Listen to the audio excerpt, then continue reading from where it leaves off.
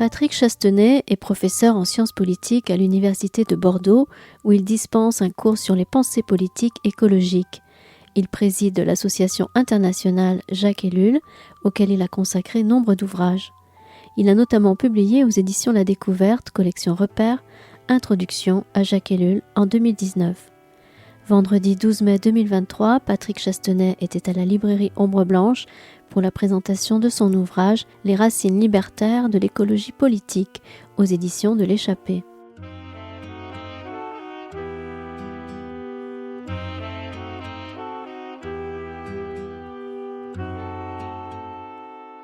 Bonjour à tous, merci d'être venus. Aujourd'hui, on accueille Patrick Chastenay, qui nous fait le plaisir d'être ici pour la parution de son livre « Les racines libertaires de l'écologie politique », qui est ici aux éditions de l'Échappée, et qui est un ouvrage qui traite principalement de 5 penseurs, que sont Élisée Reclus, Jacques Ellul, Bernard Chardonnot et Muriel Bookchin et Ivan Illich. Je vais y arriver. Voilà. Donc, vous êtes professeur à l'université Bordeaux 4 en politique, et notamment vous donnez des cours d'écologie politique, enfin, sur la pensée de l'écologie politique. Et vous êtes chercheur aussi au centre de recherche. Pardon, je vais y arriver. C'est au centre Montesquieu de recherche politique. J'allais dire Montaigne. Oui. C'est Montesquieu. Non, c'est l'autre. C'est la maison d'en face, là, oui. Mais très bien, Montaigne, hein, mais au contraire. Et donc, j'aurais aimé les deux, mais enfin prendre les deux, mais bon, on ne peut pas. Pas tout à fait. Et donc, pour commencer, j'avais une première question. Déjà, c'est pourquoi ces 5 auteurs-là en particulier vous semblent importants à connaître? Qu'est-ce qui... Bon, écoutez, justement, vous avez parlé des cours et du côté professeur. Bon, c'est presque quelque chose qui est derrière moi. Et d'ailleurs, dans une situation, je ne dis pas avec plaisir, parce que je regrette beaucoup les étudiants. Et puis ce cours, j'ai eu beaucoup de mal de difficulté presque à l'imposer. Je l'ai fait de façon clandestine pendant longtemps, parce que j'avais aucune responsabilité à l'université. Et puis, ah oui, mais voilà, je veux pas, mais il faut vraiment le mettre bavé dessus, là. Mais justement, j'évite quand même de le... Bon, alors je ne parle pas assez fort. Mais je peux même le... Bon. Et ce cours, je l'ai fait de façon, oui, je peux dire clandestine quasiment, parce que il était impossible. En fait, j'ai commencé à en parler il y a une vingtaine d'années dans une faculté de droit, sous la forme que ce cours a fini par prendre. Et il s'abritait dans un cours d'idées politiques contemporaines, puis après d'idées politiques contemporaines en débat. Et après, j'ai fait d'une certaine façon, comme on dit en bon français, mon coming up, à un moment donné, où j'ai pu justement prendre, entre guillemets, la responsabilité de ce master. Bon, ça c'est de la cuisine universitaire qui n'est pas très intéressant. Ce qui est plus intéressant, avec le lien, là, c'est que j'avais quand même réussi à créer un cours quand même qui était très important en volume. Il y avait 40 heures, c'était énorme. Et évidemment, il y avait un enjeu, c'est-à-dire je me retrouvais face à des gens qui ont 21, 22, 23, 24 ans. Et évidemment, c'est avec eux que j'ai vraiment envie de discuter de ces questions-là, quoi. Et quand j'ai pris un peu de recul avec l'université, je me suis dit, alors justement, je donnais en gros les 7 familles de l'écologie politique. Justement, je ne vais pas faire court ce soir, mais enfin, quand on dit ça, on ne parle toujours pas prétérition, on le fait toujours un peu, mais c'est vrai que le premier courant, c'était le courant anarchiste. Alors, je commençais par l'écologie des naturalistes, l'écologie scientifique. Et puis, puisque mon fil rouge, c'était de dire justement les passerelles qui peuvent exister, entre autres. C'était un des fils rouges de ce cours, les passerelles pouvant exister entre l'écologie, au sens effectivement des écologues, et puis des premiers naturalistes, et puis l'écologie politique. Et quand je passais vraiment au corps du sujet, là, sujet qui m'intéressait le plus, puis qui plus est par rapport à la science politique et au monde des idées, c'était la famille anarchiste. Et puis les deuxièmes, je crois que je ne sais plus dans l'ordre, ça devait être le courant environnementaliste avec... non, c'était le courant peut-être personnaliste dont je parlais. Il y a une partie des auteurs qui se retrouvent dans mon livre qui peuvent être associés à ce courant, qui a été en France assez important. qui était d'ailleurs aussi un courant très proche des libertaires. Hein. Pas tous, mais les miens, là, les Gascons, sont déjà à la fois personnalistes et libertaires. Et il y avait le courant naturaliste, on connaît Rachel Carson notamment, il y avait l'écologie profonde, il y avait une partie qui devait être sur la décroissance, et puis une partie qui était un peu en suspens, qui était sur l'écologie animale, animaliste, avec tous les courants, les sous-courants, les welfaristes, vraiment les animalistes, etc. Alors, quand justement je me suis lancé dans ce livre, c'est vrai que j'ai eu pendant quelque temps l'idée de faire vraiment un peu une anthologie à moi tout seul, et c'était pas raisonnable. Et puis je me suis dit, bon, allez, fini les contraintes universitaires, voyons les auteurs que j'aime et ceux depuis longtemps. Et je me suis dit, ben voilà, je vais traiter alors, est-ce qu'on peut les appeler des éco-anarchistes ou des anarchistes écologistes? Tout ceci n'est pas très, très important, parce que ça, ce sont des catégories, etc. Mais il y a vraiment un air de famille, hein, même s'ils n'ont pas tous vécu à la même époque. Il y a quand même quelque chose qui les unit, et justement, ce qui fait que je parle de libertaires et non pas d'anarchistes, parce que tous ne sont pas explicitement libertaires. Ah, entre autres, justement, il y a une des choses qui m'a un peu marqué à la lecture du livre, c'est que parmi ces libertaires, il y en a quand même 3 qui ont une vision très spirituelle de la question, presque religieuse. Est-ce que c'est compatible Alors, écoutez, vous avez dit, pardon, hein, je suis très mal poli, là, je vous coupe tout de suite, parce que vous dites un gros mot, non, mais c'est pas ça, mais vous êtes comme tout le monde, d'ailleurs, ça, ce qui est tout à fait normal.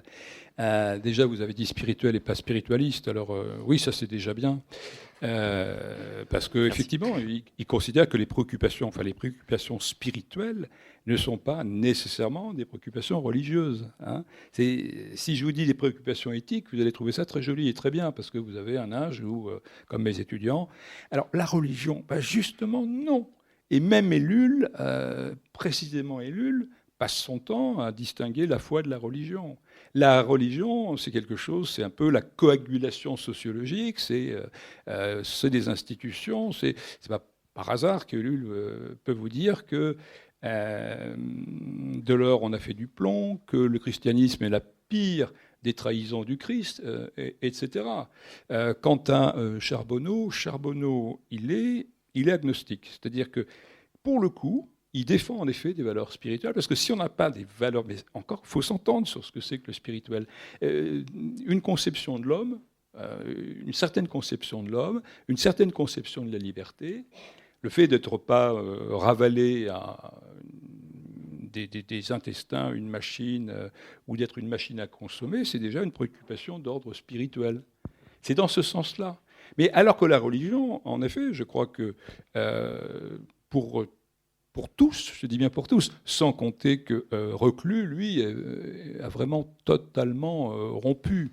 Et encore que d'ailleurs, moi je mets un grand plaisir à montrer comment il n'échappe pas totalement à l'air qu'il a respiré, parce qu'il a vécu dans un monde, notamment avec un père, qui était un pasteur rigoriste. Il a été envoyé chez les frères Moraves. Et bon, c'est horrible ce qu'il a pu, dont il d'ailleurs à 14 ans en Prusse, dont il est parti à pied, il est rentré à Rodez, si ma mémoire est bonne, avec son frère.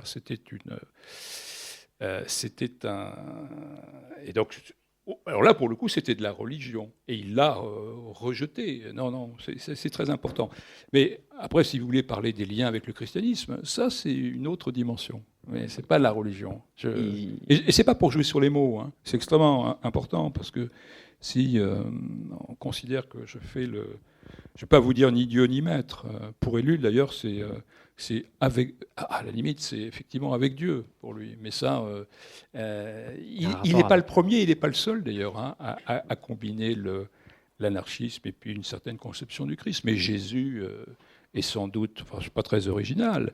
Jésus, après son Église, qu'est-ce qu'on en a fait? Mais Jésus est sans doute même pas le premier des anarchistes.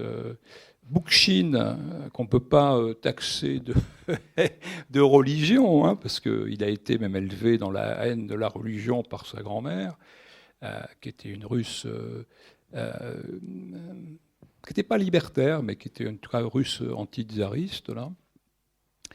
Eh bien, disait volontiers qu'on trouvait dans la Bible, alors sauf erreur de ma part, je crois que c'était Osée, le prophète Osée, je ne sais plus si c'est Osée. Donc c'est déjà bien avant Jésus, qui était sans doute le premier des anarchistes. Hein. Oui. Il y a quand même quelques références bibliques. Ils ont un rapport à la création, en fait, oui, à entretenir la création de Dieu, et à l'idée que Dieu a laissé la terre aux hommes, mais pour qu'ils en prennent soin, pas pour l'exploiter. Alors voilà, c'est pour ça que c'est une question extrêmement intéressante qui dépasse même mes auteurs. C'est vrai que quand on est avec le christianisme, c'est quelque chose vraiment de très très riche, parce qu'il y a ce double... D'ailleurs, une grande partie des historiens de l'environnement font ce procès d'ailleurs au christianisme en disant, mais finalement, le christianisme, qu'est-ce qu'il a permis ? Il a permis, bon, c'est une thèse classique, hein, il a permis la désacralisation du monde, c'est-à-dire que à partir justement de cette religion, eh bien, l'homme est autorisé à porter la main sur le monde, à le transformer via la technique. Et évidemment, il a même, alors là on ressort justement, les partisans de cette lecture unilatérale sortent immanquablement le passage de la Genèse où il est rappelé comme un impératif de soumettre et de dominer. Bon, très bien. C'est qu'une partie des choses. Hein. D'ailleurs, il faut le remettre dans le contexte. Qu'est-ce qu'on entend dans ce contexte-là par domination ? Alors, je ne suis pas en état de vous faire un cours de théologie, au sens, quand je dis en état, c'est que c'est au-delà de mes compétences, mais je sais que quelqu'un comme Ellul vous dirait, en tout cas oui, d'accord, même si on prend l'idée du dominium dans ce cas-là, dominer, non, c'est pas un impérium, un dominium, comme il y a une domination de l'homme sur l'homme et une domination de l'homme masculin sur l'homme féminin. C'est pas ce type de domination. Il dit tout simplement, dans ce cas-là, il faut le comprendre, il faut l'interpréter, c'est-à-dire exactement à l'image de Dieu. Comme Dieu, dans ce cas-là, domine sur sa création, c'est-à-dire avec amour, d'où justement la nécessité, le droit de nommer les animaux que, effectivement, il fait défiler devant lui. Bon. Alors, il y a l'autre impératif que vous avez aussi souligné, c'est l'obligation de conserver le jardin, justement. Hein. Et il y a en effet, et ça c'est ce qui n'est pas pris en compte par ceux qui font le procès en tant que tel au christianisme, en disant mais c'est le christianisme qui a permis la dévastation, hein, qui permet le pillage de la planète, ça ils n'en prennent pas en compte. Il y a justement l'obligation de prendre soin. Et d'ailleurs de ce point de vue-là, pour tout ce qui est justement, je dis technique, mais c'est le travail, tout ça, au-delà de ça le travail. Et pour quelqu'un comme Ellul, mais pas uniquement lui, le travail ne se justifie justement d'un point de vue biblique, et je dis bien d'un point de vue biblique et non pas religieux, eh bien, il ne se justifie que par la cessation du travail. C'est-à-dire alors qui ne sont pas simplement, comme là aussi on le dit, une espèce de volonté de se conformer aux coutumes locales, l'histoire de la mise en jachère, d'accorder le repos à la terre. Et le sabbat, il vaut aussi pour les animaux, il vaut aussi pour la création. Ça, c'est extrêmement important. Ça signifie aussi tout simplement que l'homme ne peut pas faire n'importe quoi avec les animaux, qu'il ne peut pas justement les torturer, les considérer comme de la chair. C'est-à-dire, ça pose la question tout simplement de l'élevage industriel. Mais c'est une question fondamentale. C'est-à-dire qu'on ne peut absolument pas, justement, si on se dit chrétien, si on se pense comme chrétien, ne pas se poser ces questions. Alors, ça ne signifie pas qu'on doive immédiatement se convertir à ce qui peut être effectivement une obligation de végétarisme, voire de véganisme. Mais c'est une question à se poser. Et effectivement, il faut avoir à l'esprit que, justement, tout abattage d'un animal est à la limite du crime, d'un point de vue éthique, et je dirais d'un point de vue spirituel, puisque vous avez employé ce mot tout à l'heure. Il faut avoir ça à l'esprit. Ceux qui font le procès du christianisme là-dessus, rien là-dessus. Parce que ça ne les intéresse pas. Parce qu'effectivement, il faut scoltiner, il faut lire. Il faut lire, et il ne faut pas se contenter de lire et de sortir du contexte ou faire ce que certains ont fait d'ailleurs avec le Coran ou avec n'importe quel. C'est pas facile, ça prend du temps. C'est-à-dire qu'il faut se lancer. Ça s'appelle l'exégèse. Et il faut pas se contenter de lecture littérale, d'interprétation littérale. C'est effectivement un vrai travail. C'est exigeant. Et je vais terminer. Hein. Je suis désolé parce que la question du christianisme, c'est de votre faute. Vous l'avez soulevée. Elle pose aussi une autre question qui est extrêmement intéressante. C'est central sur l'écologie et ça dépasse mes auteurs. Ce qu'on constate, c'est que si on cherche tous les fondateurs de la pensée écologiste, et même d'ailleurs des naturalistes, qu'est-ce qu'on retrouve? C'est une surreprésentation des pays anglo-saxons, et donc, en effet, essentiellement américains, et donc chrétiens, globalement, mais oui, pour l'essentiel, et d'ailleurs très souvent protestants. Pour les États-Unis, pour l'Angleterre, qui au passage est déjà de l'avance sur la question du développement, entre guillemets, la révolution industrielle, l'Allemagne, et puis après, la France qui prend la suite. Et en effet, alors on pourrait prendre la liste de George Marsh Perkins, John Muir, enfin, on pourrait en laisser passer des dizaines et des dizaines. On retrouverait, alors il y a quelques exceptions de catholiques, mais reste catholique et exceptionnel, et c'est toujours majoritairement. Là aussi, pourquoi l'élément? Donc il y a le lien avec parce que là aussi, ce sont des... Alors là, pour le coup, on repart dans un autre élément explicatif, qui est un paradoxe, justement. Ce sont des pays qui sont les pays, là, pour le coup, chrétiens, de culture chrétienne. Hein. Je peux vous dire que normalement, les entrepreneurs qui agissent dans ces pays-là, ont des convictions, justement, sont dans la religion. Hein, sont dans la religion, c'est-à-dire qu'ils respectent... Ils vont au temple, bon, ils se montrent, ils font ce qu'ils ont à faire, ils respectent un certain nombre d'interdits, de conventions, etc. Bon, très bien. Qu'est-ce qu'ils font le reste du temps? Il suffit de lire Max Weber, là.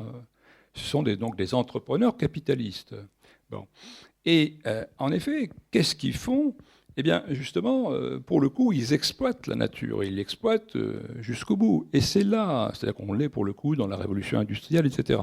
Et c'est là, qu'est-ce qu'on constate? Et c'est quelque chose que Élisée Reclus, donc je suis là autour de 1860, 64, etc., il le montre très bien, et ça va continuer, c'est que le sentiment de la nature, il s'exaspère précisément là, justement, où elle est menacée. C'est précisément là, vous savez, les fumées d'usines, les pollutions, c'est pas une invention récente. C'est-à-dire que on peut très bien se dire que à la fin, vous allez à Manchester, à la fin du XVIIIe, mais il y a une pollution, mais absolument invraisemblable. C'est une ville de 100 000 habitants, les fumées d'usines, et puis là, vous êtes dans la ville avec la... Eh bien, précisément, on désire toujours ce que l'on n'a pas. C'est à ce moment-là que le sentiment de nature va se développer le plus.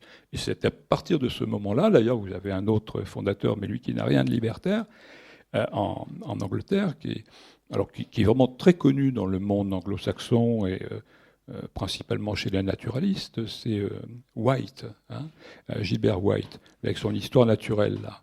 Bon, lui, c'est effectivement un contemporain de cette révolution industrielle. Darwin, quand il parle de White, il dit « je vais aller à Selborne, la patrie, la patrie de White, faire... » Il y va comme certains vont à Lourdes. Il dit « effectuer mon pèlerinage ». C'est un lieu de pèlerinage. Hein. Et lui, il est... White, dans mon souvenir, il est pasteur et fils de pasteur et naturaliste. Hein.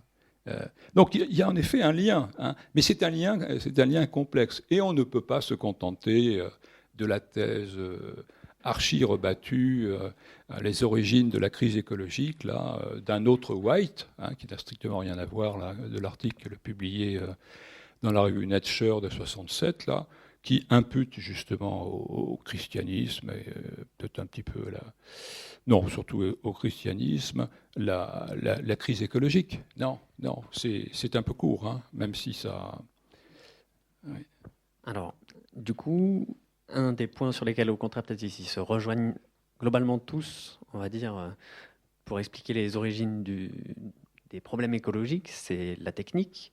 Alors, Bookchin peut-être un peu moins, un peu plus tolérant, mais ça, c'est un des points centraux, on va dire, quand même, de leur thèse, de leurs travaux à tous les cinq. C'est un peu la critique de la technique. Est-ce que c'est peut-être Oui. un des points centraux de... Oui. Non, vous dites tolérant. Mais c'est vrai, en plus, le mot tolérant, il est très riche. Ouais. Vous avez raison. Alors, il y a, pour le reclus, reclus, c'est tout à fait intéressant. On commence avec reclus. Reclus n'est pas dans une situation où il voit encore suffisamment. Mais déjà, là, il y a des textes, c'est quand même très net. Il voit les deux. Mais c'est quelqu'un qui a une confiance quand même très forte, d'abord dans la bonté humaine. Il voit très bien, il parle de génération future. Ça, c'est très intéressant. Et quand il parle de génération future, dans le sens qu'on lui donne aujourd'hui, c'est-à-dire la préoccupation, c'est-à-dire de laisser une terre, c'est-à-dire justement des paysages, de laisser des conditions de vie pour les générations futures. Très souvent, les concepts voyagent mal, les mêmes mots signifient des choses très différentes. Bon, ben là déjà, il y a cette préoccupation. Il en est tout à fait conscient. Il y a des pages qu'on retrouve dans les textes d'ailleurs, qui ont été réunis dans un très bon livre là, publié dans une maison d'édition qui s'appelle Héros Limite, qui est une excellente, un voyage d'ailleurs, essentiellement composé de préfaces, d'introductions, tous les grands livres de préfaces, d'introduction. Enfin, c'est du Reclus, c'est un vrai régal de lecture, parce qu'il écrit en plus de façon absolument extraordinaire. Et lui voit déjà les dégâts, mais son idée, si je devais la résumer, c'est de se dire que, certes, l'homme détruit, mais il est capable aussi de reconstruire. Bon. Et il y a chez lui vraiment une confiance en la science. L'ensemble de mes auteurs, d'ailleurs, ils ne rejettent pas, je dirais, la raison des Lumières. Ce ne sont pas des obscurantistes, ce ne sont pas des amiches, comme dirait l'autre. Et ils ne souhaitent pas, à aucun moment, au passage, Ellul est historien, et il voit bien tout le côté. Et d'ailleurs, son camarade Charbonneau, je dis son camarade à dessein parce qu'ils ont été. Ils n'ont d'ailleurs jamais été dans la même classe à l'école, ils étaient dans le même lycée, mais enfin, ils se sont été aussi professeurs d'histoire géo, l'un à l'université et l'autre en lycée, puis après dans une école normale. Peu importe. Donc ça n'a aucun sens, cette idée du retour en arrière. Sur la technique, je dirais que le plus critique, une fois encore, et en plus, ce n'est pas un technophobe, comme je le lis souvent, Ellul, il souligne quoi ? Il souligne quelque chose de très simple, c'est l'ambivalence du progrès technique. C'est tout simplement l'ambivalence. Bon. Mais il n'est pas, là encore, contre le progrès, ce qui est absurde en tant que tel. Par contre, dire que tout n'est pas, dans le progrès, entre guillemets, tout n'est pas bon à prendre, il pourrait être question aussi, ça c'est quelque chose qu'on retrouve aussi bien chez Reclus, je me demande si ce n'est pas déjà présent, en tout cas chez Charbonneau ça l'est, et chez Ivan Illich ça l'est également. C'est l'idée que, alors chez Charbonneau c'est très très présent, c'est qu'il faut que l'homme n'est pas forcément capable de vivre dans un chantier permanent. C'est-à-dire que si vous vivez, vous-même, si on vous change tout le temps vos repères, vous levez le matin, à Toulouse on change les panneaux, vous changez les rues, et que tout le temps vous êtes dans une ville en travaux. Je ne sais pas si certains d'entre vous ont vécu dans des villes en travaux, mais vraiment le chantier permanent, c'est absolument... Mais c'est bon, ben voilà, il faut se poser un peu, quoi. C'est épuisant, quoi. Et là encore, même qu'on ait 15, 20 ans ou 60 ans, ralentir un peu. Or, dans les villes que nous connaissons, c'est fini, le chantier il est fini là, qu'on recommence. D'ailleurs, c'est un chantier qui avait déjà été fait il y a 20 ans, quand on est resté un peu dans le même quartier, c'est que quand on part, on recommence un autre, on creuse un trou après, on repart et on recommence. Ralentir, ne pas tout prendre. Est-ce que l'histoire des iPhones, est-ce que c'est important d'avoir je ne sais pas combien, moi, je sais pas, ça fait 10 ans que je n'ai pas changé le mien, alors il paraît que j'ai plein de trucs, il tourne pas. Mais d'avoir le je ne sais pas combien, le 12e, 14e, 16e, le machin, et pour la 6G, la 6e, et qu'est-ce qu'on va faire après la 6e quand on l'aura ? la 7e, mais ça, on va être plus heureux. Et c'est se dire que qu'appelle-t-on progrès technique ? Est-ce que le progrès technique, c'est quoi ? C'est la performance, c'est l'innovation, mais pourquoi ? Dans quel domaine ? Et qui le décide ? Ou au contraire, ce sont des fabricants qui veulent nous persuader, qui veulent nous dégoûter de ce qu'on a, qui nous rendent d'ailleurs service. Au passage, je rappelle un truc quand même assez simple et assez démagogique, c'est qu'un téléphone, c'est fait pour téléphoner. C'est déjà très bien d'ailleurs de l'avoir dans la rue, parce que les cabines vandalisées, c'est vrai qu'on a connu ça, mais moi, là encore, vous voyez, je ne suis pas contre le téléphone portable, j'en ai un là. Bon. Mais, d'ailleurs, faut pas en faire... Enfin, Et au passage, ce n'est pas un joujou innocent, parce que je respire le même air que vous, et notamment quand je suis dans une période comme ça, parce que même les réseaux sociaux, je vais être plus attentif à les messages, parce qu'à un téléphone, parce que justement, on avait un rendez-vous, il faut se retrouver, donc mais attention, parce qu'après, on peut vite être pris par l'objet. Et ça, je crois que là-dessus, il ne faut pas se croire, il ne faut pas être plus malin que les autres. Hein. Tout est fait pour cela. C'est-à-dire quand on met le doigt dedans, à commencer aussi par les réseaux sociaux, c'est comme le tabac. Ce sont des addictions. Alors il y en a qui peuvent gérer, qui font se fumer.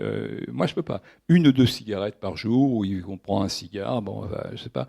Je crois qu'il faut direct, il faut sevrer. Il faut faire aussi très attention. Il y a des choses que la question de se poser, c'est à partir de quel moment l'objet nous rend-il idiots ? Et est-ce qu'on n'est pas l'objet de ces objets à un moment donné ? Est-ce qu'on est encore le sujet ? C'est peut-être ça que des gens comme Ellul posent comme question. C'est pas l'Amish et les Amish, là. Entre autres, il y a une réflexion qui partage aussi un peu sur la voiture, où il se pose la question de savoir qui est le maître. En fait, c'est pas nous qui conduisons la voiture, c'est la voiture qui nous conduit, en fait. Et ils évoquent aussi cette idée que, en fait... corriger si je résume grossièrement, mais que notre temps passé à travailler pour payer une voiture, etc., l'entretenir, l'essence, etc., si on le passait à se déplacer à vélo, en fait, on avancerait plus vite. Ah oui, ça c'est... oui, mais alors là, c'est un apport, et d'ailleurs je suis, alors pour pas qu'on m'accuse de partialité, ça sont les travaux d'Ivan Illich, qui le montrent très très très bien. Et je suis allé chercher pour actualiser, parce que je n'ai pas pris les mêmes raisonnements, mais je suis allé sur le site de l'Automobile Club. J'y ai passé d'ailleurs un mois à faire mes recherches. J'ai repris tous les chiffres, tous les statistiques, et sur l'évolution sur quelques années. Et j'ai rattaché ça, j'ai rattaché ça aux travaux de Jean-Pierre Dupuis, qui travaillait avec Ivan Illich, avec les chiffres, et en actualisant, parce qu'avec Ivan Illich, avec Jean-Pierre Dupuis, c'était une DS et puis une AMI 8, et j'ai recalculé. Et alors, l'Automobile Club, donc il y a un petit décalage, parce que mon livre, je l'ai terminé, je crois, en septembre, En septembre, hein, c'est déjà quelques temps. Donc j'avais les chiffres de 22, je crois. 22, c'est pas mal quand même, 22. Allez, je ne sais pas si c'était 21 ou 22. Je ne sais plus, je crois que c'était bien.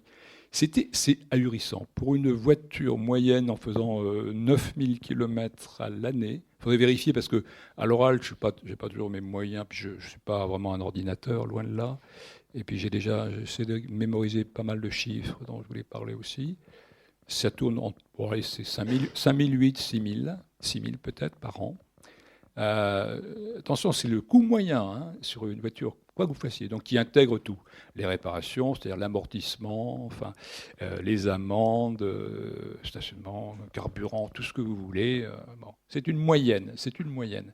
Et après, effectivement, comme vous dites, avec les fameux calculs là, de l'équipe, on se rend compte que le temps nécessaire à financer cet achat. Et après, toute une série de déperditions, de ce que je parlais, ou même les économistes appellent des externalités négatives, aussi Et en effet, en intégrant, en effet, après le temps passé dans les embouteillages, il le traduit après un équivalent en temps de déplacement. Alors c'est assez technique, d'ailleurs, parce que aussi Dupuis, il est polytechnicien, je sais pas. Et le résultat, quand même, c'est que, effectivement, vous avez tout intérêt à circuler en vélo dans une ville. Hein, et alors, c'est déjà vrai dans nos villes, c'est-à-dire nos villes, je dis, même Paris d'ailleurs, largement Paris, globalement. Ah oui, c'est même en comparativement par rapport au métro, ça va, dans bien des cas, ça va finalement, pas d'aller très très loin. Le vélo est absolument imbattable. Toulouse, Bordeaux, etc. Ça marche très bien. Le coût de la voiture, ça... Et les gens... Alors là aussi, c'est très intéressant parce qu'après, c'est la prise de conscience. Je crois que c'est quelque chose que, quand on a une voiture, on ne veut pas l'admettre. C'est affreux de se dire, parce qu'on ne fait pas le même calcul. On va dire, on l'a acheté 20 000 euros, c'est pas possible, et on va la garder 5 ans, 6 ans, 8 ans, 10 ans. On dit, ben non, tu vois. Eh oui, mais non, c'est pas ça. Si on fait, là je suis obligé de vous demander de me croire sur parole, c'est l'Automobile Club où vous y allez. Donc c'est l'Automobile Club, ils n'ont aucun intérêt à vous dire qu'en fait il est complètement absurde d'avoir une voiture, puisque c'est le groupe au contraire, c'est eux qui font pression pour notamment l'histoire, vous savez, ah là là, ce qui a été changé pour les amendes, là, quand vous faites, il y a 5 km, le dépassement de 5 km/h pour ne pas le sanctionner, etc. Bon, il est utile de vous dire qu'il y a un certain nombre d'associations qui hurlent, quoi, parce qu'effectivement, quand vous êtes en centre-ville sur un passage clouté, quelqu'un qui vous percute à... Oui, c'est pas pareil, 30 km/h, 35, 40, 45, non, c'est pas du tout pareil pour votre petit squelette. Eh bien, ces groupes-là, ces lobbies-là, font... Voilà. Donc, c'est pas des... Bon, je fais une réponse longue, mais c'est très important parce que ça touche nos vies, dans tous les sens du terme, qu'on soit piéton ou automobiliste. Et ça fait un lien avec le travail, puisque du coup, en fait, on travaille pour financer des techniques, des moyens qui finalement sont peut-être pas nécessaires. Et c'est, si je dis pas de bêtises, c'est Jacques Ellul qui pensait qu'on pouvait vivre en travaillant à peu près 2 heures par jour. Est-ce que c'est un projet toujours réalisable, d'actualité? Oui, c'est-à-dire que là encore, il s'est appuyé sur. C'est pas lui qui est sorti les 2 heures par jour du chapeau. C'était il citait ses sources. Hein, c'était un groupe d'ailleurs qui travaillait à l'époque autour de la. Il l'a d'ailleurs bien défendu dans un livre qui s'appelle Changer de révolution, l'inéluctable prolétariat, qui est sorti en 81 de mémoire. Et il s'appuyait sur ce rapport qui était c'était un groupe c'était un pseudo, ADRET, c'était A-D-R-E-T, et qui était un collectif qui était organisé autour de la CFDT. Et effectivement, ils sont arrivés à ce chiffre en disant que, bon, il est en effet...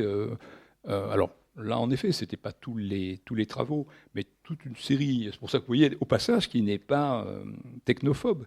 Il pensait qu'il y avait toute une série de tâches qui pouvaient très bien être effectuées de façon aussi automatisée, faisant qu'on pouvait très bien se contenter de travailler 2 heures par jour. Et alors après, il y avait toute une série d'aménagements, en fonction d'ailleurs du type de travail, et puis aussi une sorte d'aménagement dans le temps. C'est-à-dire qu'on pouvait aussi toutes les possibilités, c'est-à-dire puisque dans le contexte du travail et de l'allongement de l'âge de départ à la retraite, il proposait, comme certains le font, hein, c'est-à-dire que soit on travaille plus tôt, soit on travaille plus tard, soit justement ces 2 heures, on les fait tout au long de sa vie professionnelle, soit on travaille plus longtemps, mais 20 ans. Voilà. Donc il y a de toute façon, ça amène à une question beaucoup plus large. Tout ce qui sera imposé ira contre mes auteurs. Au passage, j'appelle mes auteurs mon club des 5. Et ira contre... on sera pour le coup dans la fameuse écologie punitive, là, et les fameux Khmer verts. Bon, et en fait, les Khmer verts, c'est un club med, à côté de ce qu'on va connaître, pas moi sans doute, mais vous peut-être, et mon fils, mon fils sans doute, parce que je pense qu'il est peut-être même plus... Encore, j'en sais rien que vous, mais ceci ne me regarde pas à votre âge, mais ça va venir assez vite, donc. Et c'est ce qui rend les choses, en effet, assez inquiétantes, mais même si, de toute façon, on n'a pas le choix non plus on ne peut pas se résigner non plus à se le laisser imposer. Après, ils défendent aussi un peu cette idée que l'écologie, ça passera pas forcément par les partis politiques. Et il y a cette idée que, en fait, si on ne la met pas en place nous-mêmes, les politiques le feront, mais de manière, entre guillemets, à s'arrêter au bord de la falaise. Les politiques le feront de manière punitive quand on sera vraiment au pied du mur. Est-ce que, ça c'est une interrogation peut-être du coup à mon âge, est-ce qu'on est sûr que les politiques y arriveront à déterminer quand est-ce qu'on sera au pied du mur et qu'il faudra effectivement prendre des mesures? Il y a deux questions dans votre question. La première, c'est quand même la question des partis. Alors, si vous me demandez ce que pensent mes auteurs des partis politiques, la réponse est non. C'est-à-dire qu'ils pensent tout simplement que, je dirais, c'est presque tout sauf passer par les partis politiques. Parce que ce qui va se passer dans ce cas-là, c'est ce que disait Ellul, ce que me disait Ellul au passage, parce que je l'ai interviewé, et d'ailleurs ce sont des interviews publiées. Hein. D'ailleurs, cette interview-là, c'était d'ailleurs en 82, je crois, de mémoire, dans ce qui s'appelait à l'époque le Nouvel Observateur. Et alors, je l'ai publié justement plusieurs fois dans différents supports, même dans un livre d'entretien. Et il me dit, écoutez, non. Il me dit, moi d'accord avec les objectifs. Mais bien sûr que je suis d'accord avec les objectifs, parce que ce sont les nôtres depuis les années 30. Et puis il m'a renvoyé avec ce que faisait Charbonneau. Là, et c'est tout à fait, en effet, leurs idées là, du milieu des années 30. Hein, quand ils étaient dans ces groupes personnalistes, qu'ils animaient d'ailleurs au passage aussi à Toulouse. Hein. Ils étaient à Toulouse, à Pau, à Bordeaux et à Bayonne, leur petit groupe là. Bon. Mais en revanche, sur les moyens, non. Parce qu'il crée un parti politique spécifique. Qu'est-ce qui va se passer? Il va y avoir, me dit-il, il y aura un parti écologiste de gauche, un parti écologiste de droite, un parti écologiste du centre, puis un parti écologiste du centre droit, du centre gauche, puis il me dit un parti écologiste d'extrême gauche et un parti d'extrême droite. Oh, je lui dis non quand même. Il dit si, vous verrez, il y aura. Et oui, et qu'est-ce qu'on a vu, quoi. Bon, et oui, il y a. Je me souviens d'une élection européenne en, je ne sais plus si c'est 2016 que là j'ai pu, je sais pas du tout, ou peut-être même beaucoup plus tôt. Il y avait 16 listes. Et alors, outre il y avait quelques, alors là, vraiment, enfin, ceux qui sont quasiment les tapis volants, là, parce qu'il y avait aussi, quand c'est les européennes, il y avait éventuellement de l'argent à prendre dans le nombre de candidats. Il y avait 16 listes différentes dans certaines régions, hein, puisque le scrutin, il est comme cela. Donc il y avait aussi quelques illuminés, il n'y a pas de problème. Mais il y avait en effet une écologie d'extrême droite. Et d'ailleurs, maintenant, alors, oui, au sein du Rassemblement national, même si normalement il ne faut pas l'appeler parti d'extrême droite, il y a en effet un groupe qui travaille sur ces questions-là. Puis alors, dans la nouvelle droite, alors qui est aussi autre chose que l'extrême droite, il y a une écologie politique, alors identitaire, racialiste, différentialiste, etc. Mais passer par les partis politiques, alors pour aller très vite sur votre question, pour une fois, j'essaie d'aller un petit peu plus vite, c'est de se dire que de toute façon, qu'est-ce qu'ils vont faire? Ça aussi, ce que pense Bookchin, qui lui avait commencé sa carrière, si on peut dire, dans des partis politiques. Il a même commencé avec les jeunesses communistes. Hein. Il disait de lui qu'il était un bébé en couche-culotte rouge. C'est vrai, hein. Il est rentré, sa première organisation communiste, mais au communiste ML, stalinien, il avait 9 ans. Alors au début, je dis, c'est pas vrai ça. C'est encore les délires du Wikipédia. Et puis j'ai lu, après, la biographie de sa compagne, là, celle qui a passé les 20 dernières années de sa vie avec lui. Non, c'est authentique. Puis après, à 13 ans, il avait brûlé les étapes. Il était dans les jeunesses, les pionniers, là, les jeunesses communistes. Bon, voilà. Lui, c'est un peu le contre-exemple. Sauf que même lui, à la fin, il le dit bien. Il voit d'ailleurs l'exemple des Grünen, là aussi des Verts allemands, et alors Ellul, Charbonneau, etc. D'ailleurs, c'est pas pour rien qu'ils sont anarchistes quand même. Il voit très bien. Il dit utiliser la voie électorale et l'électoraliste. C'est en fait ce qui s'est passé. C'est de toute façon se condamner. C'est en plus renforcer ce système. Et vous savez, il y a quelque chose d'ailleurs assez dramatique, même si chaque fois que je rappelle ça, bon évidemment, hein, j'ai quand même beaucoup plus d'amis. Bien sûr que j'ai des amis chez les libertaires, mais j'ai évidemment aussi pas mal d'amis. Oui, j'ai beaucoup d'amis qui sont Europe Écologie Les Verts. Ça, évidemment, et quand c'est à Bordeaux en plus, ils n'aiment pas beaucoup que mais certains n'aiment pas du tout que je rappelle ça. Et au point qu'ils réécrivent l'histoire, mais pas à moi, quoi. Lui commence à arriver dans un débat, il faut quand même être gonflé. Hein. Ils font parler, enfin, sur ces questions-là, quand même, sur Ellul. Enfin, mais bref, Après, c'est comme tout. C'est pas l'histoire du grand homme. On va pas faire parler les morts. C'est par exemple ce qu'aurait dit De Gaulle à chacun. Vous allez voir, il va vous dire bon, on n'est pas là, quoi. Mais enfin, on est comme Ellul, quand il me parlait de ça, il savait que c'était enregistré, que c'était pour une interview, que ça allait être publié. Donc, faut pas qu'après qu'il me raconte que, en gros, je pense à quelqu'un qui m'a quand même bien énervé. C'est qu'il y est allé et il a reçu l'onction papale, hein, puisque vous parlez de religion. Ellul l'aurait encouragé. C'est pas sérieux, quoi. C'est de la malhonnêteté intellectuelle. Mais enfin, qu'est-ce qu'ils font? Ils justifient ce qu'ils font. Bon, je suis en train de m'énerver tout seul. Il y avait une deuxième partie de la question qui était plus intéressante peut-être que les parties, mais bon, je suis désolé, hein, parce que ils sont très sincères. Le problème, la plupart sont sincères. Même maintenant, dans les nouvelles générations, j'ai vu une petite enquête là-dessus sur les... C'est incroyable. Il se passe maintenant avec Europe Écologie Les Verts, notamment à Paris, ce qui s'est passé à une époque avec le Parti Socialiste. On voit, moi j'y suis pas, ils voient arriver... Bon, des parfaits opportunistes et des petits gars qui ont été fabriqués, enfin, un gars ou une nénette d'ailleurs, pardon, je parle très mal, des jeunes filles ou des jeunes filles ou des jeunes femmes ou des jeunes garçons qui sortent tout droit émoulus là de Sciences Po, rue Saint-Guillaume, etc. Et par pur opportunisme, ils sont écologistes comme l'était mon grand-père et encore, je pense que mon grand-père l'était plus, quoi. C'est tout dire. Vous n'avez pas connu mon grand-père, mais c'est par pur opportunisme, hein. Bon, donc voilà. Mais au passage, après, je connais évidemment entre guillemets des vieux militants, c'est-à-dire que même parmi les vieux militants, même certains plus jeunes que moi, mais ils sont déjà des vieux militants, tout à fait sincères, qui eux, là il n'y a pas de problème depuis que. Mais bon, c'est devenu, c'est pas possible. Mais fallait pas m'en parler parce que ça fait monter ma tension. Mais il y avait quelque chose de beaucoup plus intéressant dans votre question. C'était sur l'inertie. J'avais noté, il m'avait semblé comprendre qu'il y avait une idée que la classe politique finirait par prendre des décisions parce qu'on serait au pied du mur. Est-ce qu'il n'y a pas finalement trop d'inertie parce que maintenant, j'ai l'impression que voilà, le rapport Mido, etc., ça fait quand même plus de 50 ans. C'est 72, voilà. le rapport Mido. Je n'ai pas l'impression qu'il y ait encore de mesures halte à la croissance, punitives. le rapport Mido, oui. Alors, écoutez, la question, c'est de se dire... moi, c'est vraiment ce que je crains.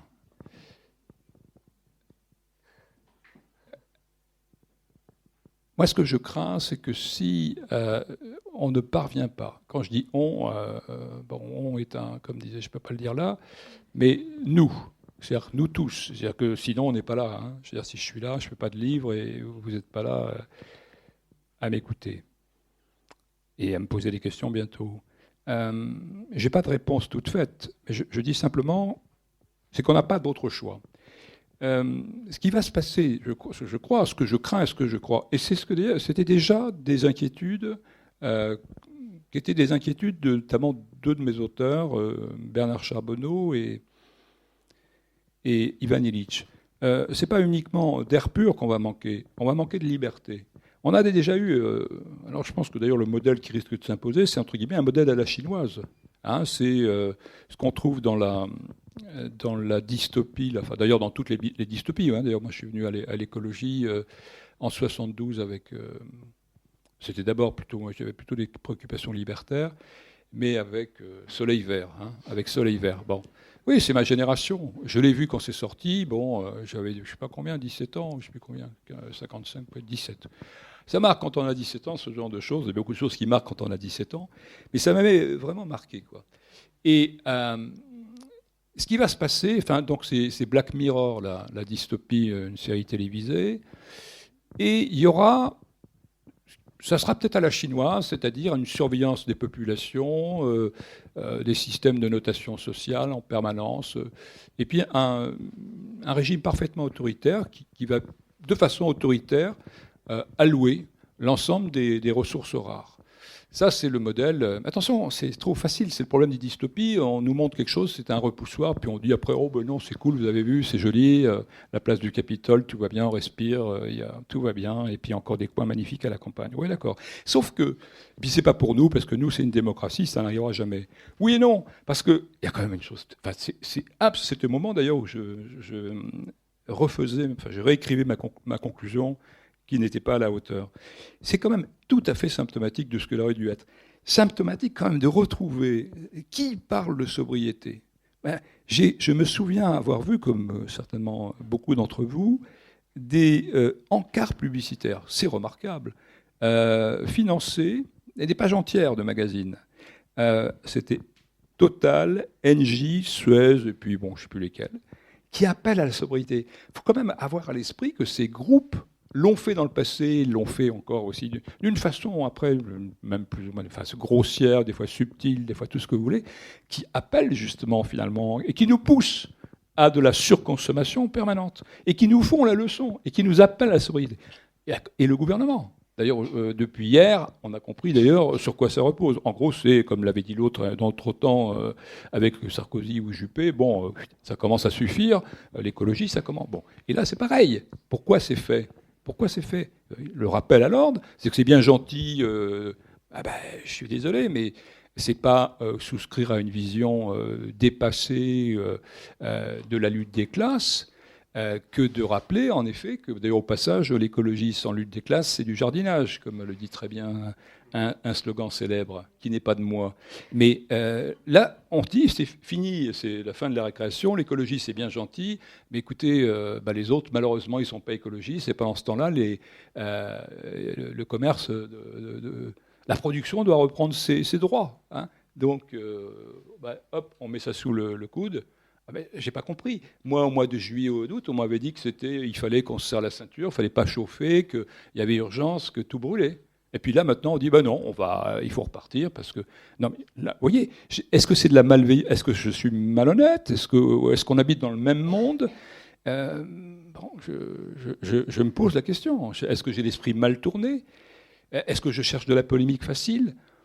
Non, moi, en plus, je ne suis pas animé de haine, de Tindera, sans doute, à l'égard du président Macron. Je n'ai pas de haine. D'ailleurs, la haine, ça s'amène à quoi ? Mais c'est dit. C'est quand même quelqu'un qui nous fait la leçon en permanence et qui nous a fait la leçon pour l'appel à la sobriété. Hein.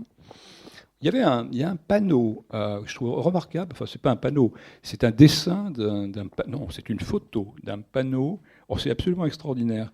Et d'ailleurs, c'est de rue, dans la rue, qui a publié La Décroissance. Et donc, dans quelle ville, je ne sais pas, peut-être à Lyon d'ailleurs. Et vous avez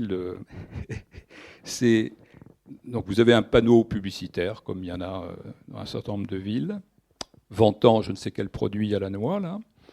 Et donc, c'est des panneaux qui sont des panneaux électriques, mais pour être là 24 heures sur 24. Et qui dit « Baissez votre chauffage pour que ce panneau reste allumé ». Vous voyez la publicité ? Donc, c'est un autocollant qui a été mis dessus. « Baissez votre chauffage pour que ce panneau publicitaire reste allumé ». Tout est dit. Tout est dit. Vous allez trouver, il y a une contradiction ou pas ? Donc, appel à la sobriété pour qui, quoi ? Mais c'est infernal. D'abord, c'est absolument infernal. C'est révoltant. Et donc la solution, c'est d'un cynisme. Non, mais je veux dire, c'est d'un cynisme absolu, quoi. Vous voyez Et donc, ce que préconisent vos auteurs, comme vous dites, c'est du coup devancer la classe politique, de ne pas les attendre et de commencer à mettre en place la convivialité, la sobriété. Mais c'est se passer d'eux. C'est se passer d'eux. C'est se passer d'eux. C'est que partout où on peut, c'est de faire en dépit, de faire avec. C'est-à-dire qu'évidemment, oui, il y a une classe politique, oui, bien sûr, il y a des. Mais si on veut en effet changer les choses, écoutez, c'est cette idée que, au passage, il faut d'abord se changer soi-même. Mais si on veut changer la face du monde, il faut commencer par changer sa rue. Ça suppose déjà se changer, et c'est pas facile. Et c'est autre chose que les 10 petits gestes pour la planète. Là, je dis pas qu'il faut pas le faire. Mais allez, je tourne un bouton, je fais ça justement, je réduis d'1 degré, etc., etc. C'est pas facile. C'est même d'une exigence absolue. Mais si on le fait pas, non, c'est évident. Et il faut le faire, en effet, partout au plan local. C'est vrai qu'il y a des lieux. Sainte-Soline en est un. Et là aussi, et c'est pas facile parce que là aussi, sans nourrir une vision complotiste, très vite, ce sont des luttes qui sont criminalisées, où des mots sont lâchés Et tout le monde n'est pas désireux de venir dans ce type de rencontre. Oui, les gens sont informés par les réseaux sociaux, par la télévision, et puis parce que ça va vite, parce qu'ils ne sont pas... À part ceux qui sont concernés. Évidemment, allez voir les maraîchers, allez voir les populations des Deux-Sèvres, d'une partie de la Charente-Maritime. Bon, évidemment, cette question des bassines, voilà un thème concret. Ça, c'est pas les partis politiques qui peuvent mener ce type de combat. Et là aussi, je veux dire que c'est pas simple non plus, parce que ça veut dire en plus qu'on peut mener des actions alors qu'on est présenté comme un éco-terroriste. Et potentiellement d'ailleurs comme un assassin, puisque moi je reprends les mots du ministre là, de façon préventive, qui a dit là aussi je n'invente rien, hein, il y aura des morts. Oui, sauf que le problème, les morts, si on peut dire, oui, des morts, mais pas du côté où justement il entendait qu'ils soient, où il annonçait qu'ils seraient. Ça aussi, c'est absolument scandaleux. Et c'est dur, ça. C'est dur à admettre. Et pour autant, c'est une des choses qui m'a un peu surprise. En tout cas, j'étais surpris par la formule. Je vais essayer de la retrouver. Je l'avais notée quelque part. Et c'est Charbonneau qui fait la distinction entre les activistes et les vrais écologistes. Est-ce que c'est... Alors là, je vais vous dire, j'ai aucun souvenir de ce passage. En plus, donc ça va être court. Je broderai pour ne rien dire. Très bien. Et je me permets de regarder l'heure. Il est 19h. Est-ce que vous avez des questions? Je vais faire une petite pause. Est-ce qu'il y a des questions dans la salle pour le moment? Ah, j'espère qu'il y a des questions. Je ferai passer le...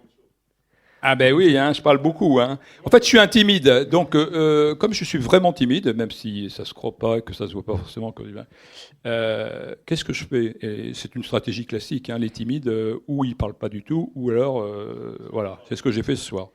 Et je sais qu'en même temps, je m'en rendais compte, je lui ai coupé la parole sans arrêt, mais après tout, comme c'est le... Pardon, hein, il m'en veut pas, j'en suis sûr, et puis que c'est une façon de parler de mon livre ou de parler des sujets. Mais oui, et puis en plus ce soir, j'en suis très conscient. J'ai battu mes propres records. Je vais être... je sais pas, de toute façon, je suis... Bon, pardon, hein, mais j'ai un peu parlé... oui, trop. Non.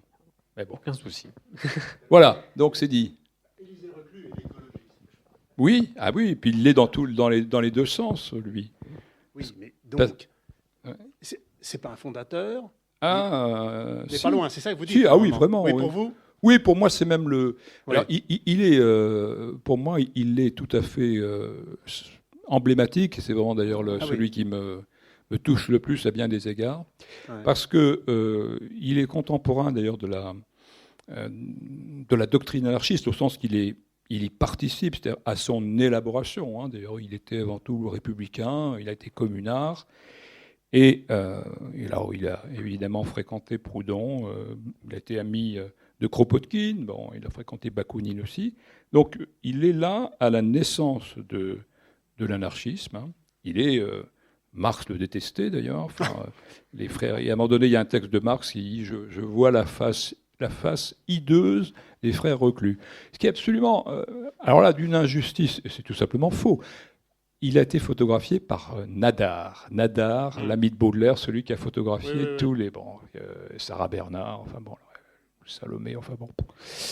Il a une très belle gueule, comme on dirait. Bon. Alors voilà, pour l'écologie, mais oui, 1864 et 1862. Le premier, c'est dans la revue des Deux Mondes. Le premier, c'est le commentaire du livre de George Perkin March. Et le second, c'est Du sentiment de la nature. Et là, ce sont des textes absolument fondateurs de l'écologie, où vous retrouvez tout ce qui va être justement cette préoccupation de faire attention à ne pas enlaidir ce monde, d'en prendre soin. Oui, c'est vraiment... Et c'est effectivement... Alors, il est avant tout un géographe qui a parcouru le monde en homme libre, comme il le dit, étudié, analysé, vécu et admiré, parce que chez lui, il y a toujours l'idée que la mesure du monde n'est pas incompatible avec l'admiration du monde. Et il est vraiment à la jonction, justement, de l'écologie, on pourrait dire l'écologie scientifique, et puis de l'écologie politique. C'est vraiment je dirais que pour moi, c'est le socle sur lequel on peut s'appuyer. Et puis en plus, le lire, c'est un véritable bonheur de lecture. D'accord. Ouais. Okay. C'est le fondateur. Okay. Bon. Et la deuxième chose que je voulais dire, oui. Vous en parlez, je m'excuse d'être un peu plus long, c'est le mix dans notre société actuelle, le mix entre la science, la culture du doute, la technologie, celle qui est pleine de certitudes, et puis la fonction productive, attachée à, je veux dire, la raison pour laquelle nous devons être là, c'est-à-dire consommer. Oui. Bon, alors donc, la science qui est une culture du doute, la technologie qui est pleine de certitudes et de réalisation, et puis la raison pour laquelle nous devons être là, c'est-à-dire la consommation. Oui. Ben donc, finalement, la perspective est très négative, mais je pense que la science ne joue plus un rôle important. Je ne le crois pas. Je crois plutôt que ça soit...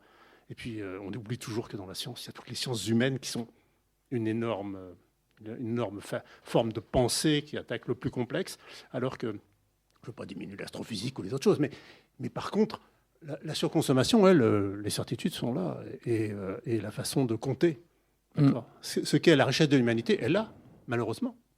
Alors, sur la science, je ne suis pas sûr qu'elle ait totalement disparu, me semble-t-il, parce que, au passage, d'ailleurs, c'est très intéressant que on a associé très longtemps la pensée écologiste, ça faisait partie un petit peu des lieux communs, si on peut dire, et puis même des catégories analytiques de gens comme moi, d'ailleurs, qui étaient chargés d'étudier, etc., les idéologies, les pensées, etc.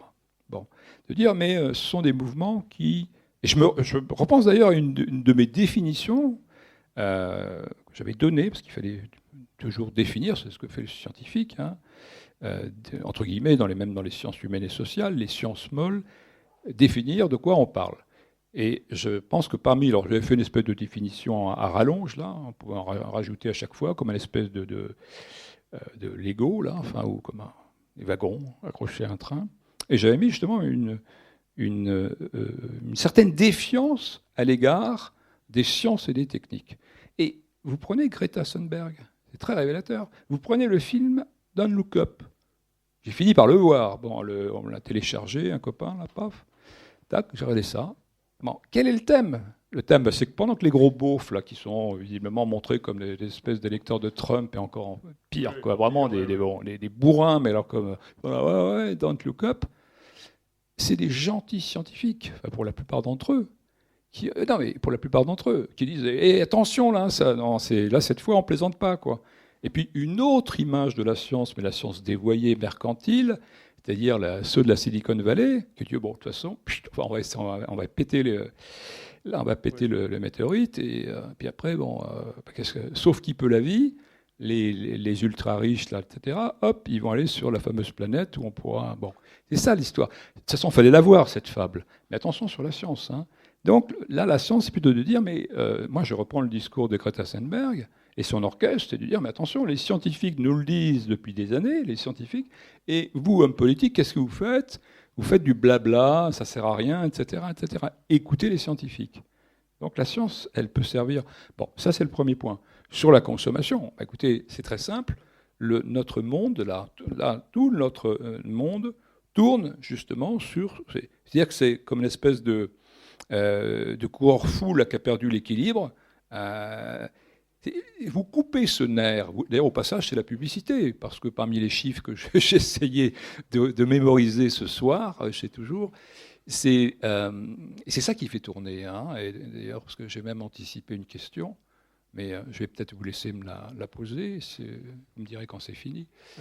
Mais le budget annuel de la publicité dans le monde, c'est absolument phénoménal. Je pense que personne ici, à moins d'aller chercher justement sur son petit téléphone portable, a une idée. Et il est en croissance exponentielle. Et c'est absolument ahurissant que quand là, j'avais les chiffres de l'année dernière, c'est 574 milliards de dollars, parce que ces choses-là sont pesées en dollars. 574 milliards de dollars. Pour faire quoi? Eh bien, pour faire tourner la machine. Justement, c'est une question intéressante parce que c'est ce qui fait tourner la machine. C'est le carburant de cette machine, de la consommation. On impose des slogans à la pensée. La publicité, c'est ça. On n'a même pas besoin... Arrêtez de penser, oui, écoutez-nous. Mais on n'a même pas besoin de les imposer. C'est-à-dire qu'on vit dans un monde de slogans. C'est-à-dire que, il suffit d'ailleurs de se trimballer sur Internet. Les slogans sont partout. Enfin, on sort de cette salle et de cette librairie. On va se promener dans Toulouse. Vous en verrez partout des slogans. Vous ouvrez un magazine, vous allez en trouver partout. C'est ce qui fait. Et d'ailleurs, ils sont mémorisés. Les mêmes jusqu'aux trucs les plus idiots, au Carrefour, je positive. Est-ce qu'on a trouvé plus con que ça? Mais justement, ça fait partie d'ailleurs des choses. C'est que plus c'est con, plus on le retient. Mais les publicités, d'ailleurs, mais même sur France Inter, justement, des fois, à commencer par France Inter, le service public, qui est financé d'ailleurs avec les impôts, les gens qui paient les impôts. Bon. Mais justement, la publicité, vous dites, ouais, mais c'est très con. Mais oui, mais justement, discutez avec quelqu'un qui travaille là-dessus. Mais on retient précisément parce que c'est très, très, très con. Et c'est beaucoup plus facile, d'ailleurs, de retenir des conneries.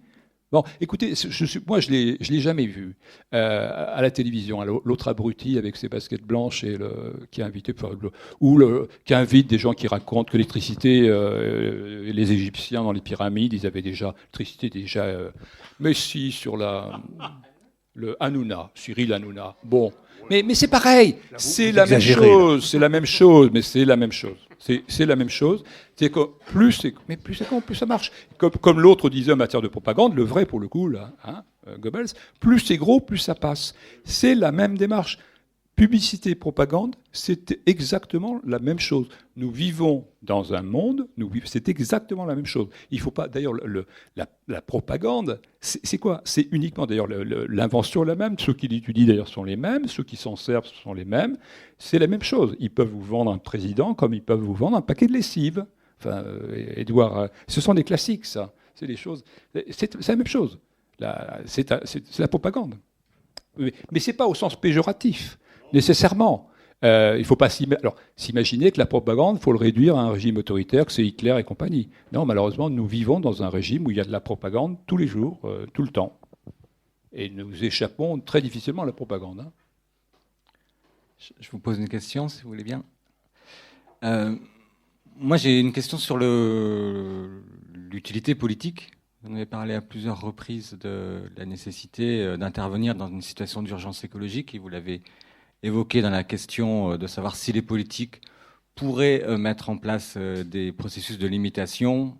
On pense notamment au phénomène du réchauffement climatique, qui est aussi un phénomène d'emballement, bascule, qui s'auto-alimente au-delà d'un certain stade. Donc, est-ce qu'on a déjà passé ce stade? Est-ce qu'on pourra faire un stop avant de passer ce stade? Et dans votre réponse, et si je comprends bien dans la réponse des libertaires, il y a cette conscience et l'espoir que l'action individuelle des personnes conscientes va amener une auto-limitation. Est-ce que c'est un vœu qui est pieux? Est-ce que c'est efficace? Et du coup, vous parliez de la question de la limitation de vitesse, par exemple. Dans une société libertaire, il n'y a pas besoin de limitation de vitesse. Les individus s'auto-limitent et s'auto-régulent parce qu'ils sont conscients de la nécessité de prendre en compte l'ensemble des problématiques sociales et environnementales. Et du coup, je ne vous cache pas, moi je suis adhérent d'Europe Écologie Les Verts. Je vais peut-être rendre ma carte en sortant, c'est pas sûr, mais je vais réfléchir quand même. J'ai envie de vous dire en provocation, est-ce que être libertaire écologiste, ça sert à quelque chose? Oui, non, mais vous avez c'est de bonne guerre, si vous voulez. Je vous ai sans doute à juste titre froissé et vous me mettez devant ce qui est potentiellement une contradiction. Mais vous posez des questions d'ailleurs qui sont très très pertinentes. Alors la question, parce que je vais sans doute vous décevoir, mais je veux dire qu'on n'a pas d'autre choix. C'est-à-dire que vous me renvoyez à la question de l'efficacité. Bon, je vais avoir besoin d'un petit peu de temps pour vous répondre. Pourquoi? Parce que je pourrais facilement aussi vous dire, mais qu'est-ce que les écologistes ont fait depuis leur création? C'est-à-dire que dans le cas français, le parti, Europe Écologie Les Verts, bon, j'ai été le témoin, j'ai été très proche. D'ailleurs, bon, c'était pour de mauvaises raisons. J'ai pris une fois une carte dans un parti politique, une seule fois, parce que j'ai toujours été quand même libertaire, toujours, depuis toujours, mais une fois, par amitié. Je ne le regrette pas. C'était d'ailleurs assez pour les petites choses. En plus, d'ailleurs, au passage, c'était pour aider un ami mais bon, bref. Dans des histoires, justement. D'ailleurs, au passage, c'est très révélateur, dans des querelles d'ego et de chefs dans leur petit groupe, enfin dans leur groupe. Bon, bref. Pour le coup. Et d'ailleurs, ils ont chacun mené leur carrière, et d'ailleurs, souvent après, en dehors des Verts. La question de dire, vous prononcez des mots qui sont terribles d'ailleurs, vœux pieux, et puis, donc je les reprends, parce que vous mettez le doigt sur quelque chose de difficile. Le vœu pieux, et puis vous avez dit quelque chose de l'efficacité. Alors moi, je vais vous répondre autre chose, si vous voulez bien, et c'est pas un faux fuyant. J'adhère, non pas parce que c'est eux, mais c'est quelque chose qui est dialectique, c'est pas par hasard que je les ai choisis. Ce sont des gens que évidemment pas Reclus, parce que Reclus, j'ai fréquenté ses livres, mais je n'ai pas de machine à remonter le temps. Bookchin, j'aurais pu le croiser, effectivement, il est venu quelques fois à Paris, puis une fois à Lyon. D'ailleurs, c'est celui que j'ai connu un peu plus tard, si on peut dire, mais pas personnellement. Les autres, je les ai vraiment connus, surtout Ellul, pendant plus de 20 ans. Plus de 20 ans, puis connu au sens que je le rencontrais souvent, je discutais avec lui beaucoup, je l'ai interviewé, etc. Bon. Et Charbonneau, Hitch.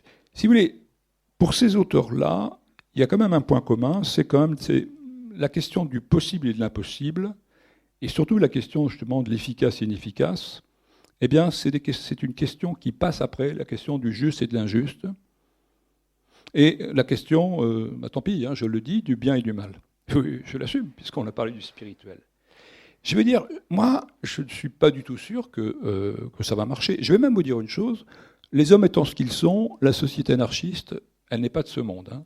Moi, bon, alors ça ne plaît pas beaucoup non plus aux anards qui sont dans les organisations, ceux qui d'ailleurs qui a édité mon livre, qui sont autour d'ailleurs. Je pense que quand je leur dis ça aussi, il y en a, ça ne leur plaît pas du tout. Il faut penser qu'il y a des jeunes militants anards qui ont 24-25 ans. Bon, ils voient un type comme moi, etc. En plus, je suis prof. Alors pour eux, prof de fac, déjà, c'est la lutte des classes, parce que bon, je suis un traître potentiel. En plus, j'ai une veste en plus là. Bon, mais des fois, je ne veux pas caricaturer, mais parfois, c'en est là, quoi. Et quand je dis ça, donc, je le pense effectivement que grand 1, la société anarchiste n'est pas de ce monde, mais grand 2, que c'est quelque chose qu'on peut déjà instituer dans nos comportements, et tendre vers cela. Et je dirais que, pour moi, l'autre versant, c'est le versant autoritaire. C'est-à-dire que ça sera où ? Et pour le coup, cet autoritarisme, il ne viendra pas d'ailleurs au passage des partis écologistes. On le voit maintenant. Qu'est-ce qui pèse de partis écologistes ? Les mesures, ça sera effectivement le style de gouvernement de la Chine. La Chine est déjà en avance. D'ailleurs, avec cette espèce de... encore la plus grande imposture, c'est de nous persuader, enfin nous, pas vous, pas moi, c'est que la solution réside dans les batteries électriques, dans l'idée que c'est l'électrique qui va nous sauver, avec tout le discours sur la transition énergétique, etc. Mais pas du tout. C'est-à-dire on nous a intoxiqués pendant des décennies, les gouvernements, quand je dis les gouvernements et les industriels nous ont intoxiqués, nous ont cachés pendant des années. C'est pas un complot, c'est parce qu'ils ne pouvaient pas le dire, comme pour les cigarettes, au passage. L'industrie du tabac, bon, c'est pas une invention, ça non plus.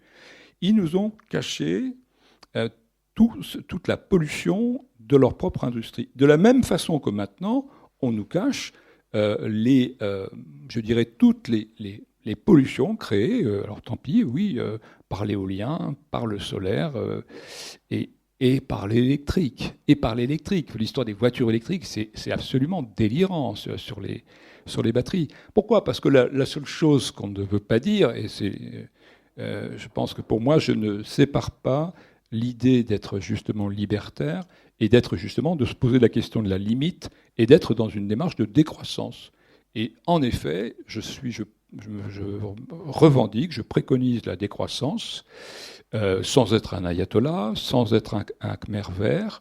J'ai pas peur de ce mot, qui visiblement fait fuir tout le monde, et je ne suis pas non plus un amiche, et ça ne me plairait pas de circuler en roulotte, et je suis pas non plus un effondriste, parce que les effondristes ou les collapsologues, bon ben oui, alors qu'ils aillent en Bretagne ou au fin fond de la Corrèze, en Bretagne rejoindre Yves Cochet, un déçu des Verts, et attendre la fin du monde. Moi je dis pas qu'il faut attendre, je dis qu'il faut tenter, et je dis pas que, pour le coup, c'est pas parce que c'est pas efficace qu'il faut pas le faire. Une fois encore, la question que je me pose, c'est au sens que éthiquement, c'est ce qui m'intéresse. Sinon, c'est quoi ? C'est du bricolage, c'est de la poudre aux yeux, c'est de la malhonnêteté intellectuelle.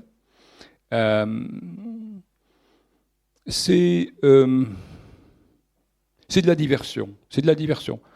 Et je veux dire que c'est facile, non, c'est pas facile. Je pense vraiment que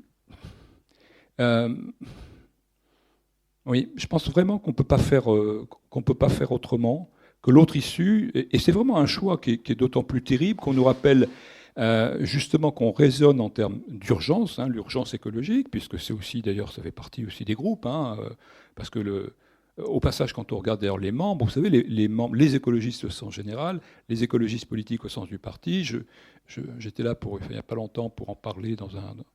C'est, selon les époques, les militants d'Europe Écologie Les Verts, c'est entre 12 000 et 20 000 cartes vendues, adhérents. Quand vous regardez les chiffres au niveau national de France Nature Environnement, et dans chaque région, il y a différentes associations, je sais pas, environ 800 associations. Bon, ben, c'est des naturalistes, c'est des gens qui se battent avec le droit. Hein. Ils se battent à partir du droit. Bon. Ils font des recours. Ben, ils se battent, puis ils étudient, ils connaissent la nature. C'est souvent des naturalistes, d'anciens naturalistes, beaucoup d'ingénieurs aussi. Enfin, bref, des gens des services qui remettent, qui étaient dans les administrations liées à l'environnement, qui viennent bénévolement ou qui font ça en parallèle. Non, ils sont 1 million. 1 million, bon, 950 000, etc. Donc vous avez des quantités de ces groupes-là. Donc moi je pense d'ailleurs qu'aussi qu'on peut faire des bonnes choses à Europe Écologie Les Verts, à condition de ne pas sacraliser, de tout attendre en se disant c'est Sandrine Rousseau ou je ne sais qui va nous réduire le choix, si vous voulez, à Yannick Jadot et à Sandrine Rousseau. Parce que, je veux dire, oui, je pense certainement. D'ailleurs, c'est des débats que je vais avoir parce qu'il y a un groupe là d'Europe Écologie Les Verts qui. Bon, je ne vais pas m'amuser parce que en face de moi, il n'y aura que des militants d'Europe Écologie Les Verts. Donc, il faut être maso pour y aller. Mais enfin, c'est mon problème, si on peut dire. Mais oui, voilà, c'est ce que je pense. C'est-à-dire que je pense qu'on ne peut pas. Et on a tort parce qu'autrement, c'est l'idée du. C'est la vision de l'écologie punitive. C'est-à-dire qu'il faut se limiter, et ça veut dire qu'on arrive à dégager ce que d'autres ont appelé une norme du suffisant, et ce que mes auteurs appelaient l'autolimitation, l'idée de la limite. Et cette limite, elle tombe pas du ciel. C'est-à-dire que c'est évidemment c'est quelque chose qu'on définit. Alors ça, c'est une partie peut-être bien abstraite, après bien pratique. Mais bon, peut-être que quelqu'un voudrait poser une question parce que je suis un peu long. Sinon, parce que je suis capable de me les poser toute seule. C'est dramatique. Hein. Je m'arrête plus après. Mais je voudrais pas après qu'on dise non. Je sais pas. Je fais des réponses longues. Hein. Alors, qui veut parler qui veut me donner une autre question? Sinon, je continue. Vous êtes prévenus. Je compte jusqu'à 5, même pas mentalement. Oui, vous voyez, comme ça. Voilà. C'est pas très libertaire. Hein. Ça, c'est mon côté prof. Je suis désolé. Je vais laisser juste une dernière question. Ah bon. Après, on a. Non, il y en a deux, un trois. petit peu... Je vais être très court. Alors, on va essayer de faire très court. C'est moi qui vais être court, là. Je vais répondre par oui ou par non. Oui, bonjour. Moi, je voulais vous poser une question quant aux perspectives révolutionnaires que peut nous offrir le petit corpus d'auteurs que vous nous présentez là. En partie pour faire référence aussi à quelques auteurs que vous avez brièvement cités sur la tradition plutôt socialiste du 19e siècle avec Proudhon, Bakounine ou Kropotkin, qui eux avaient vraiment amené cette perspective révolutionnaire à la question sociale. Je sais que du côté des Lull, il rechignait un peu à vouloir donner des prescriptions, on va dire, et il se contentait lui plutôt de décrire la société comme il la voyait. Donc voilà, c'est plutôt quelle perspective révolutionnaire peut nous offrir ce corpus d'auteurs qui, malgré Très bien. la tâche libertaire qui les racole, sont différents. D'accord. Juste un détail sur Ellul. Dans Changer de révolution, il y a les prescriptions, il y a quasiment un programme. Donc il clôt son œuvre, parce que c'est la fin de son œuvre politique, ça. Hein. Donc là, il y a vraiment quelque chose. Il y a en 5 points, d'ailleurs, c'est très précis, très documenté. Et son œuvre, justement, c'est un programme, c'est le manifeste, une directive pour un manifeste personnaliste, écrit à 4 mains avec Charbonneau. Alors là, c'est en 91 points. Donc c'est extrêmement détaillé. D'ailleurs, il parle déjà d'interdire alors je suis désolé, c'est effectivement interdire. Enfin, en tout cas, c'est de contrôler Havas. Havas est déjà dans le circuit. La publicité. Et effectivement, je redis, la publicité, c'est le nerf de la guerre. Ça, c'est une chose. Alors après, la seconde partie, j'essaie de faire vite. Les auteurs dont on parle, les miens en tout cas, qui se raccrochent plus que oui. Puisque Reclus, on dit toujours Kropotkin, c'est lui qui a pensé l'entraide avec son livre, etc. Le problème, c'est que, c'est pas un problème, mais pour la petite histoire, qui parle d'abord, et qui met en pratique dans sa vie par les sociétés qu'il a créées, les entreprises, les mutuelles, les différentes les imprimeries, enfin bon bref, les caisses aussi une espèce de banque alternative, et tout, c'est Reclus. C'est-à-dire l'entraide, il l'a pratiqué à Paris, il l'a pratiqué en Suisse, il l'a pratiqué tout au long de sa vie. Et de la même façon qu'ils ont avant Michel Onfray, hein, je suis désolé, les universités populaires. Alors il a Charbonneau, 1945, il a la charte projet d'université populaire, et elles sont déjà pensées et mises en pratique sous forme d'université d'été en 35, 36, 37, 38, 39, et après c'est la guerre. Et après il se retrouve après. Voilà. Et il y a Madame aussi qui a une autre question. Voilà.